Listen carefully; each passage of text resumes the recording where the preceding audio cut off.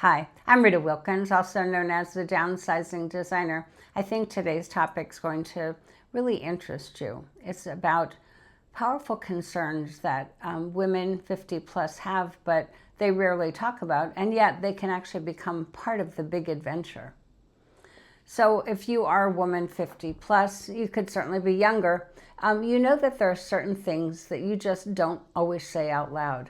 You can be talking about the weather, the binge-worthy Netflix movies your series that you have just watched, or your grandkids' soccer games. But the deeper, quieter stuff, that's usually kept between smiles and also sighs. Those little whispers are actually in the back of our mind. So, is this all there is? Will I have enough? What if I'm alone later on in life? And am I still being me, or am I just playing roles? So sometimes they're soft, sometimes they shout, sometimes they wake you up in the middle of the night. So here's the thing though, these concerns aren't just worries, they're actually doorways. So doorways are a different, deeper, more intentional version of you. I'm not here to tell you to slow down or to settle gracefully by any means in this next chapter. I'm actually here to challenge you to turn the volume up louder in your life, even if it scares you, or maybe especially if it scares you. So let's talk about those 10 quiet but powerful concerns that women 50 plus have, and how each one can become that spark for that next big adventure. So the first concern is, am I running out of time? So that whisper, if I was going to do it, should I have done it by now? So there's a story about a friend named Lisa. She turned 60, and she told me that she had always dreamed of living in Italy for 6 months. Then she laughed and said, well, I guess that ship has already sailed. And I asked her exactly when did that ship leave the dock? And she kind of looked at me and she said, you mean I can still go? So that shift, you're not out of time. You're out of reasons to wait any longer. So the years ahead of you might be fewer than those behind you, but it's just a way to sharpen the yeses and to strengthen the nos. So here's something to get curious about. If you had 5 years left, what would be the first thing that you would do differently tomorrow? So the second big concern is, I've collected so much stuff. Does any of it still matter? So the whisper is saying, how did I get all this stuff? How did it get here? And why am I still even dusting it?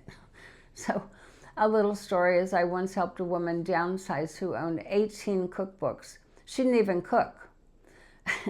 She used the same 3 recipes over and over again. So the shift here is, letting go doesn't erase history. It curates it. Every object takes up space and energy. So keep only what reflects who you are right now. So a little curiosity here is, if your home reflects only the woman that you are today, what would it say about you? The third concern, I'm tired of feeling overwhelmed. The whisper, what about me? I'm juggling too much and somehow I'm still last on my own list. So a story here is that Diane was a caregiver for her aging mother and for her grandchildren. Also, she volunteered at church, and also she kept her home beautifully. So she felt like she was living in a constant game of whack-a-mole, and she was actually the mole. So the shift here is, overwhelm is a signal, it's not a sentence. Small boundaries and a few well-placed no's can create that space that you need to breathe. So here's something to get curious about. What's one thing that you could stop doing this week that will give you more space to breathe and also to do more things that you actually want to do? The fourth concern, will my best days be behind me? So the whisper there is, maybe my exciting chapter is already over. It's not.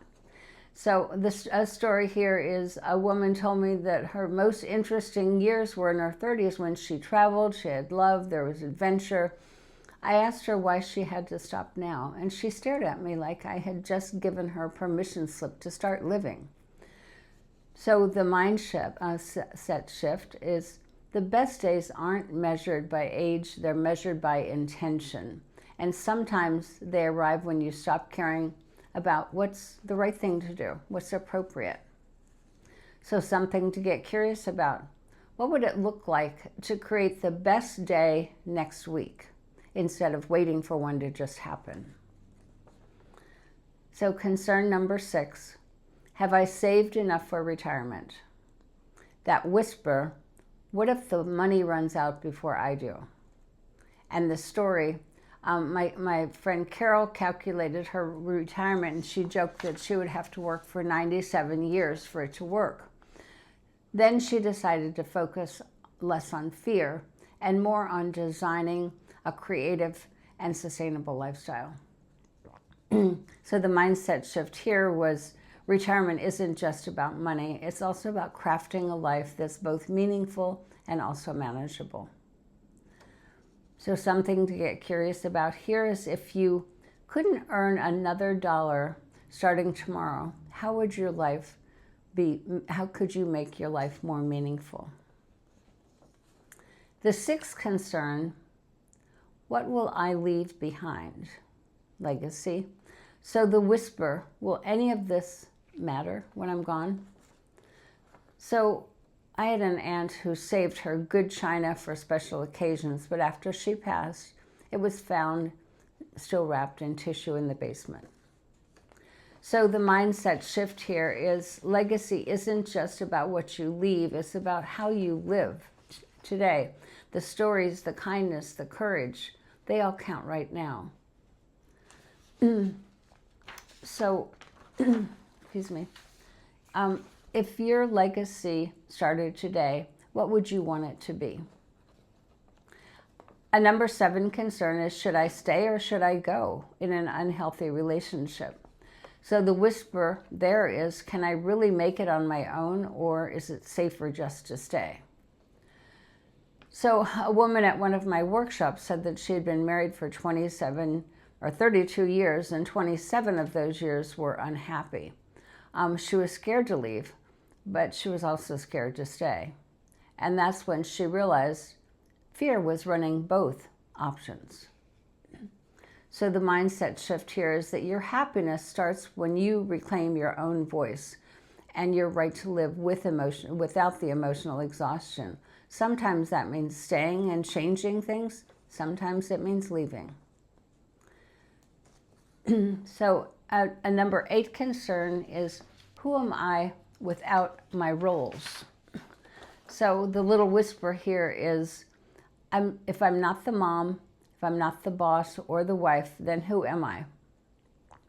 And the story, one woman told me that she didn't even know what music she liked because she always listened to what her kids wanted or her husband wanted. So the mindset shift here is, you're not losing yourself, you're meeting yourself again. So pick up that paintbrush, find out what kind of music you like, and then just dance. So something to be curious about here is, what's one part of yourself that you've been saving for later that you actually could start exploring right now? The number 9 concern, will I be okay living alone as I age? And that whisper, sometimes it's a shout, what if I'm lonely? What if I'm forgotten? So I had a neighbor, Maria, 78 years old. She was never married, had no children, but her calendar is busier than most 40-year-olds. And she calls living alone kind of the best situation that she's ever had. So the shift here is, living alone is not isolation, it's freedom, and the intention is to build connection and make a fulfilling life on your own. So if you want to be curious about that, if you designed a life that made you feel connected and alive, what would that include? And the 10th concern, is that all there is? So the whisper, my life is good, so why does it still feel like something's missing? A little story here is a friend admitted that she felt restless despite having almost everything that she wanted. She realized that she was living someone else's definition of what enough was. She wasn't living her own. So the shift here is that itch isn't dissatisfaction, it's actually a spark for expansion and for living a life of joy. And a little bit of curiosity here is, if you knew there was more, what would be that one thing that you would dare to imagine? So this video is both disruptive and it's also an invitation.